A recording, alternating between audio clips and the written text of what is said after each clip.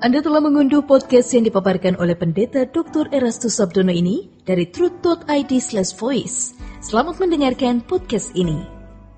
Saudaraku, manusia tidak mungkin lepas dari persoalan. Tidak mungkin lepas dari masalah, problem, kesulitan, dan kesukaran hidup. Tetapi yang penting bagaimana kita bereaksi atau merespon masalah-masalah tersebut. Tentu kita tahu bahwa Allah bekerja dalam segala hal mendatangkan kebaikan bagi mereka yang mengasihi Dia. Yang itu berarti persoalan-persoalan hidup kita menjadi sarana Allah untuk mendewasakan kita. Tetapi secara fakta, secara faktuil, banyak orang Kristen yang tidak bereaksi atau merespon masalah dengan bijak. Pada umumnya orang bersungut-sungut, marah, kesal terhadap masalah yang harus dia hadapinya. Dan biasanya tentu dia akan mencari kambing hitam atau mencari penyebab dari persoalan tersebut. Hal inilah yang membuat persoalan, kesulitan, kesukaran, problem tidak membuahkan buah yang baik dalam kehidupan rohani seseorang.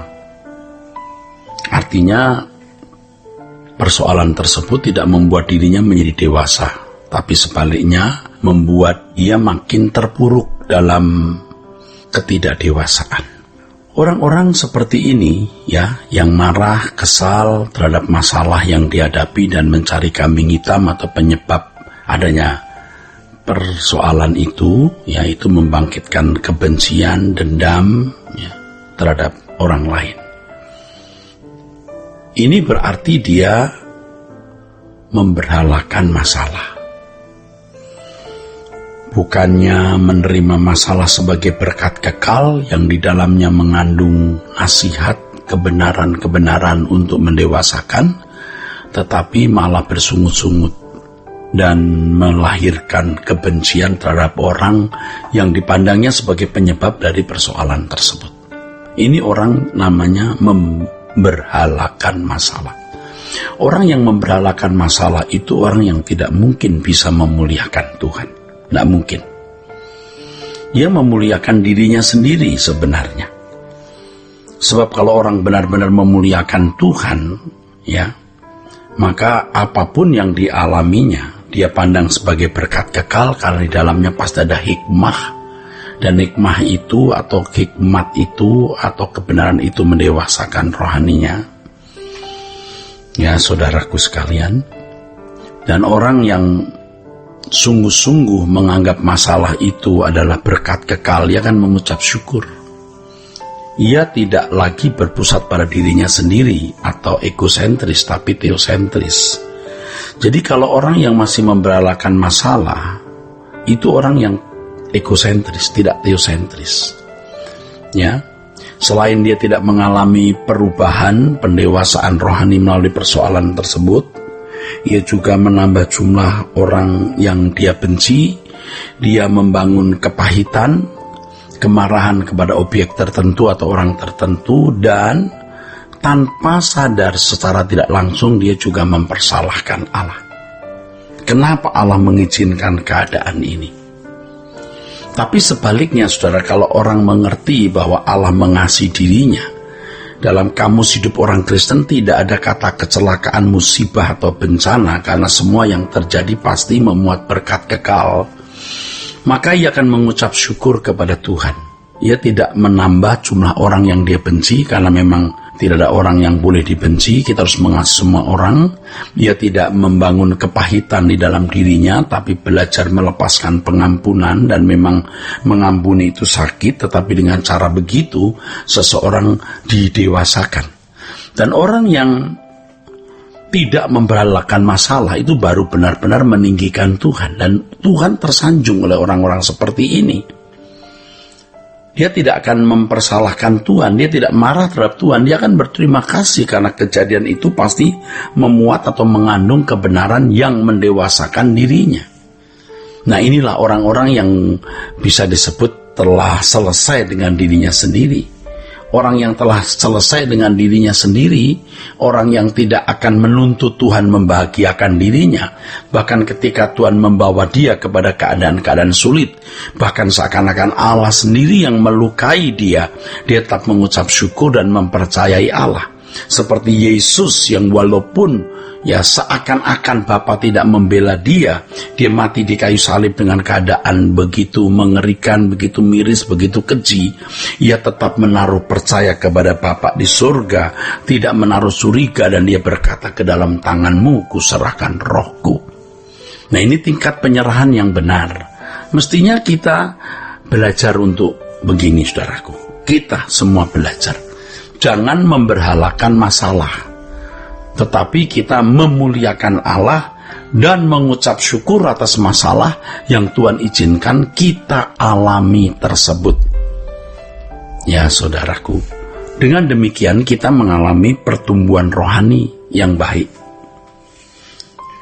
Kalau kita memandang semua kejadian, semua peristiwa, semua persoalan, semua kesulitan, semua kesukaran dengan kacamata kekekalan, semua menjadi kecil, saudara, menjadi ringan kita memikulnya. Apalagi kalau kita sadar bahwa persoalan-persoalan tersebut bisa mendatangkan kemuliaan kekal. Wah, kita akan berterima kasih. Ya, saudaraku, oleh sebab itu kita harus memiliki cara pandang atau perspektif, sudut pandang yang benar, yaitu berbasis kekekalan. Basis pemikiran kita harus basis pemikiran yang terkait dengan kekekalan. Kalau kita memandang persoalan kita dengan kacamata kekekalan, kecil. Sebab masalah-masalah ini sementara. Pasti ujungnya akan tiba, pasti akan berakhir. Nah, bersyukur kalau persoalan itu berakhir, telah membuahkan pendewasaan rohani dalam hidup kita. Syukur kalau sampai bisa begitu, saudaraku. Syukur banget, saudara. Jangan sampai persoalan itu berlalu tanpa kita menikmati berkat kekal yang Tuhan sediakan. Jangan sampai persoalan berlalu malah menyisakan kepahitan, kemarahan, kebencian, dan kehidupan yang tidak bertumbuh atau tidak berbuah. Celaka sekali, saudaraku. Tetapi mari dengan mendengar kebenaran ini, kita mulai sadar bahwa Tuhan itu bukan saja baik, tapi sangat baik. Kebaikan Tuhan diberikan kepada kita tidak selalu dalam bentuk hal-hal yang menyenangkan kita, tidak selalu dalam bentuk hal-hal yang memuaskan kita, tidak selalu dalam bentuk hal-hal yang membuat kita nyaman. Bahkan sering apa yang Tuhan berikan itu hal-hal yang membuat kita benar-benar tidak nyaman. Hidup kita merasa tidak bahagia, kita merasa terancam, dan lain sebagainya. Namun kalau kita memandang dengan kacamata kekekalan, kita tahu bahwa itu tidak ada artinya.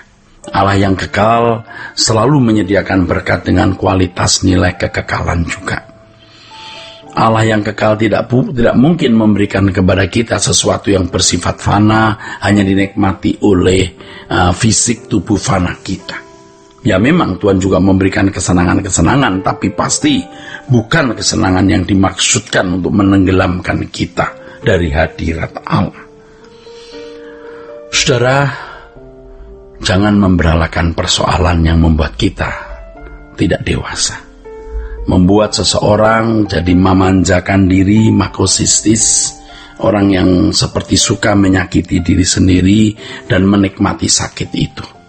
Nah, orang-orang seperti ini akan bertambah menjadi rusak, egois, hanya melihat kepentingan sendiri, perasaan sendiri, dan tidak memperdulikan kepentingan dan perasaan orang lain juga. Kiranya kebenaran ini memberkati saudara-saudara sekalian. Sola Gracia. Untuk berlangganan renungan harian dalam bentuk cetak, silakan hubungi Truth Literatur di nomor telepon 0878 7870 7000. Untuk mendapatkan CD khotbah, MP3 renungan Truth, dan CD album lagu produksi Sola Gracia, Anda dapat menghubungi di hari dan jam kerja di nomor telepon 021 638 60953. Tuhan Yesus memberkati. Sola Gracia.